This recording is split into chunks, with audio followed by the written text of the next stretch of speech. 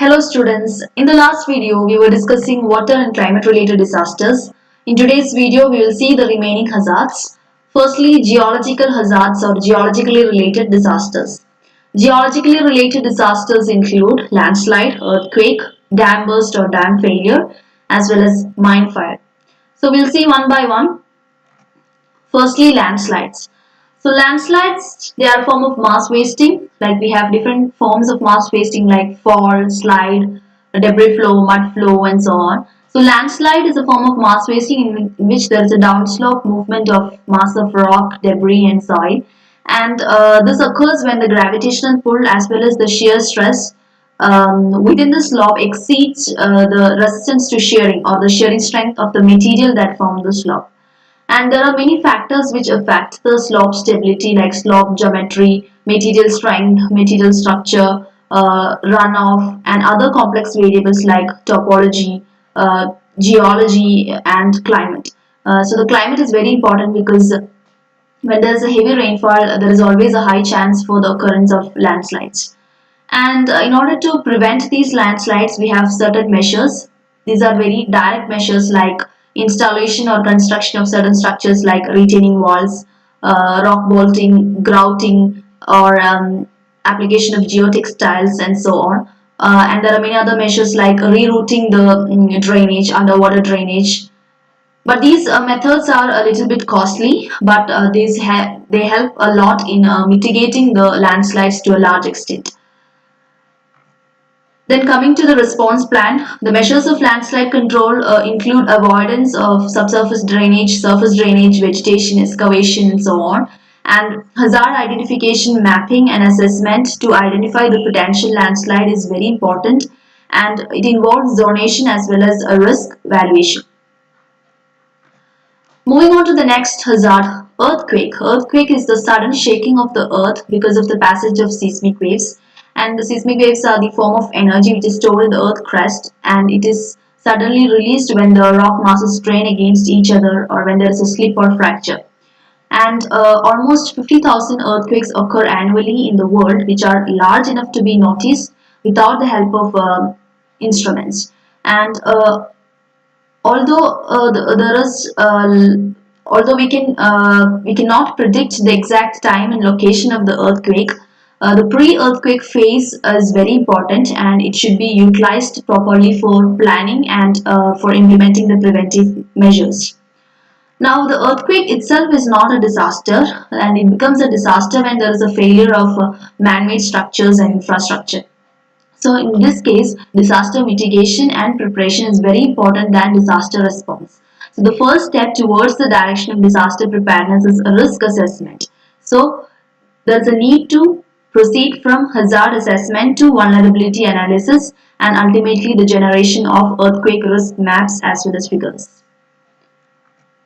Now we have many permanent protection measures like engineering methods and structural measures which are combined with some appropriate non-structural measures, and some legislative measures like controlling the land use and urban planning in these earthquake prone areas. And some other preparedness activities include developing the damage scenarios as well as the disaster mitigation cells for selected urban areas, and also reducing the vulnerability of the existing infrastructure. Now we have several academic and research institutes and organizations for monitoring earthquake along with Indian Meteorological Department like Survey of India, National Geophysical Research Institute, Department of Earthquake Engineering, University of Roorkee and so on. And macro level maps have been prepared to classify our country into the earthquake hazard zones, as well as vulnerability atlas which gives information about the district and state-wise vulnerability to infrastructure. Moving on to the next disaster, dam burst. We know that when there is a dam burst, there is a tremendous release of water all of a sudden which damages the downstream installations and causing widespread damage to life and property. And since dam burst is closely associated with extreme flood and certain geologic setting, the mitigation plans also include programs that combat flood, starting from the issuance of flood warning, reduction of flood and even complete or actual evacuation. So the effectiveness of these programs, it depends upon the accuracy of the flood forecasting and management, along with the cooperation between the public and the respective responsible agency.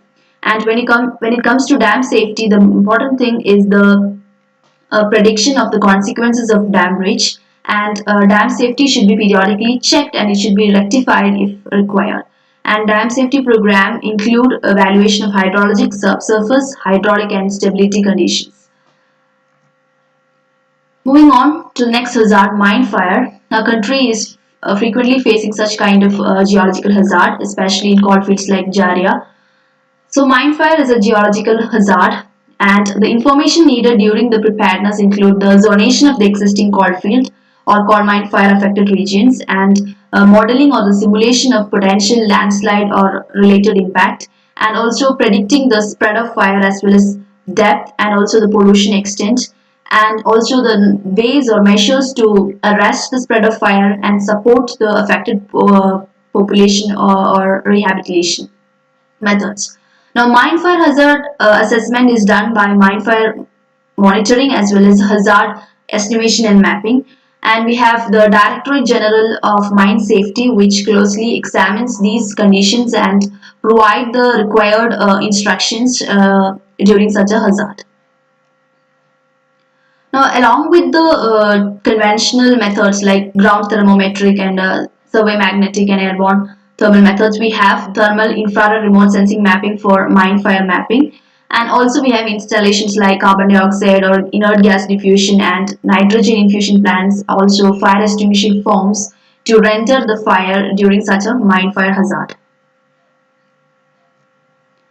Moving on to chemical, industrial and nuclear related disasters. Such disasters include oil spills, forest fires, release of poisonous gases as well as nuclear radiations. And we have an integrated crisis management plan ICMP which has been evolved based on the synthesis of different approaches, and we have a crisis alert system which has been established for these type of disasters, and SOP or standard operating procedure of integrated crisis management plan is based on a trigger mechanism, that is nothing but a chain of response reactions will be triggered as soon as a hazard is being reported. Now these include actions like identification of triggering incidents or events, classification of the disasters based on magnitude, that means we have level 1, level 2 and level 3 disasters. So when it is level 1 disaster, then the district level emergency response group comes into action, whereas if it is level 2, then the state emergency response group will take the control of the situation, and if it is level 3, then the national emergency response group will come into the picture.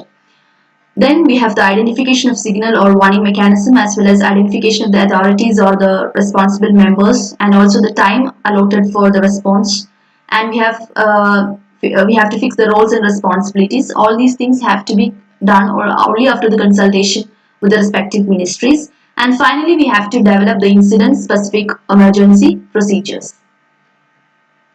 Moving on to accident related disasters, we have different types of accident related disasters like road or rail or air accidents as well as boat capsizing and building collapse, festival related disasters. All these comes under accident related disasters, and the response plan for accident related disasters cover air accidents, boat capsizing, building collapse, electric fires, festival related disasters and so on.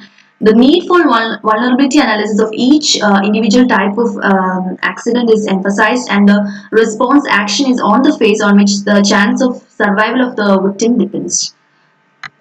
Now the actions which are to be immediately taken include like informing the nearest traffic police station, looking for or rescuing the injured, and then arranging the transportation to the nearest medical center, then controlling the traffic as well as discouraging the people from getting crowded as well as preventing the people from looting the goods from the accident site and so on. Now we have the biologically related hazards which include epidemics, then cattle epidemics, pest attacks, food poisoning and so on. So basically we have pest attacks, cattle epidemics and food poisoning along with biological disasters and epidemics. So prevention preparedness is mainly focusing on the assessment of medical and public health consequences, and it includes awareness of community and health workers, maintaining the personal hygiene, as well as environmental management, because environment is usually after a disaster outbreak, we could find that some kind of disturbance have taken in the environment which has led to these kind of outbreaks. So environmental monitoring is very important in preventing such kind of disaster outbreak. So we have to eliminate the breeding places, as well as we have to do the vector control.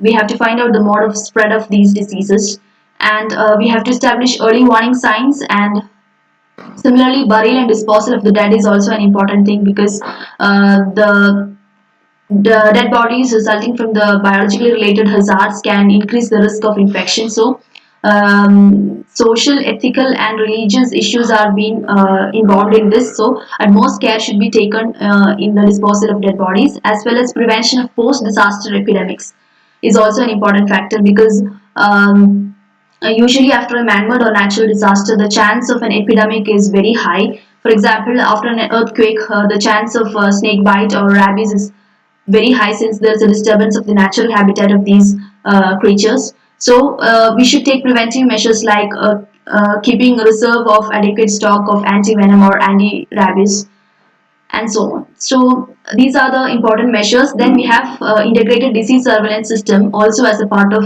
preventive measure or as a part of mitigation plan.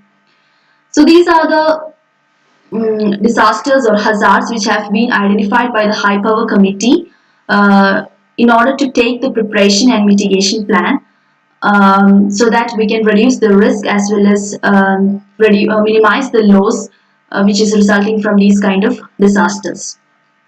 So these are the references. So with that I conclude.